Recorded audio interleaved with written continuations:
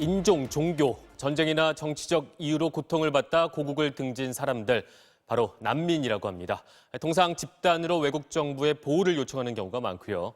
적은 숫자가 아니어서 수용 여부를 둘러싸고 뜨거운 논란이 벌어지기도 합니다. 자, 우리도 이제 예외가 아닙니다. 최근 예멘 난민들이 제주도로 몰렸죠. 이 일을 계기로 수면 아래에 있던 난민을 바라보는 우리 사회의 불편한 시선 표출이 되고 있습니다. 처음도 아닌 난민 신청인데 왜 이번에 유독 찬반 대립이 큰 걸까? 먼저 제주에 갇힌 예멘 난민들의 모습 보도록 확인해 보겠습니다. 예멘 출신 난민 신청자 29살 압둘게니 씨는 일주일 전부터 제주도 제주시의 한 양어장에서 일하고 있습니다. شعوري بالعمل تمام حلو العمل هنا تمام طيب لا مشكلة في العمل هنا. 제주도는 앞으로 음식점이나 축산농가까지 취업 알선을 확대할 계획입니다. 인도적 차원의 조치지만 여기엔 보다 현실적인 이유가 있습니다. 예멘인들이 연루된 범죄가 아직까진 없지만 오랫동안 생계를 위협받으면 가능성을 배제할 수 없기 때문입니다. 하지만 이들의 취업 허용을 불편한 시선으로 보는 주민들도 적지 않습니다. 난민 신청을 하면 이 문제는 또 어떻게 그 형평성에 따라서 그들은 난민 대우를 해줬는데 그럼 이들은 난민 대우를 해주지 말아야 되는지 또 해줘야 되는지. 네, 올 들어 제주도에 난민 신청한 예멘인들 모두 549명입니다. 작년에 42명이었으니까 사실 10배 넘게 폭발적으로 증가한 것은 맞습니다. 그다음으로 중국인이 353명, 그다음으로 인도가 99명이고요. 파키스탄이 14명 순이었습니다. 관광객 유치를 늘리기 위해서 제주도는 비자 없이 입국이 가능하게 만들었습니다. 그렇다 보니까 난민 신청자들이 선호할 수밖에 없게 되는 건데 난민 신청을 하면요 1차 심사를 하는데 최장 8개월이 걸리고요. 여기서 기각이 되면 그러니까 난민으로 인정을 못 받으면 이의 신청을 하고 난민위원회 심사를 받게 됩니다. 또 기각이 되면 마지막으로 행정소송 절차를 밟을 수가 있는데 그래서 한 번 들어오면 최장 3년 동안은 체류가 가능하게 된 겁니다. 전 세계 예멘 출신 난민은 어림잡아서 29만 명에 달합니다. 그러니까 우리나라에 들어온 이들 극히 일부라고 말할 수가 있을 겁니다. 하지만 난민이 낯선 우리로서는 500명도 절대 적은 숫자는 아닌 걸로 느껴지게 마련입니다.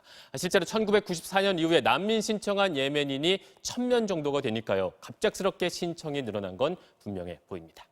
자, 그렇다 보니까 왜 그 작은 제주도에 그렇게 많은 난민을 받아들여야 하는가? 이른바 난민 수용 불가론 역시 만만치가 않습니다. 결국 일자리 찾아서 정착하려고 온 사람들이라는 시각부터 난민이 오기 참 쉬운 나라고 또 편의 제공과 자원도 과도하다는 주장 이런 얘기들 나오고 있습니다. 여기에 유럽에서 겪었듯이 난민에 의한 범죄 가능성 우리도 피해갈 수 없다는 우려까지 나오고 있습니다. 사실 제주도가 무사증 제도 시행 이후에 미입국 통로가 되어온 것도 사실인데요. 그래서 이 제도 이용해서 난민들이 입국하는 걸 바라보는 시선 곱지만은 않습니다. 무슨 일이 제주도에서 있었는지 리포트로 함께 보시겠습니다. 김모 씨는 최근 베트남에 있는 미입국 브로커 조직으로부터 송출책 역할을 제의받았습니다. 외국인을 한국으로 직접 데리고 들어가라는 요구였습니다. 태국으로 들어오게끔 자기네가 티켓을 다 끊어줄 테니까 형도 한번 해보라고. 브로커들의 미입국 창구는 무비자 입국이 가능한 제주공항이었습니다. 한국인 브로커가 외국인과 함께 제주공항으로 들어온 뒤 이들의 신원을 보증해주는데 외국인이 도망가더라도 보증인에 대한 별다른 제재가 없다는 점을 노렸습니다.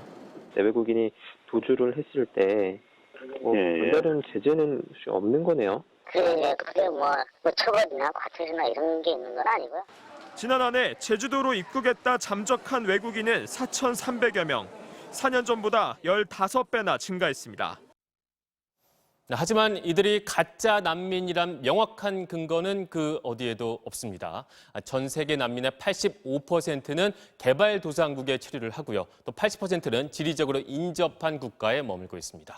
오직 일자리를 찾아서 선진국으로 향하는 것이다. 이게 고정관념일 수도 있다는 얘기인 거죠. 유독 우리나라가 난민 입국에 관대하다. 이것도 사실로 보기는 어렵습니다. 지난해 우리나라에 난민 신청한 사람 10,000명 정도가 되는데 난민 지위 인정받은 사람은 약 120명. 그러니까 인정률이 불과 2%에 불과하다는 겁니다. 행정소송으로 가면 난민 인정률은 더 떨어지게 되는 거고요. 그러니까 우리가 난민에게 관대하다, 그 역시 편견이라 볼 수가 있을 겁니다.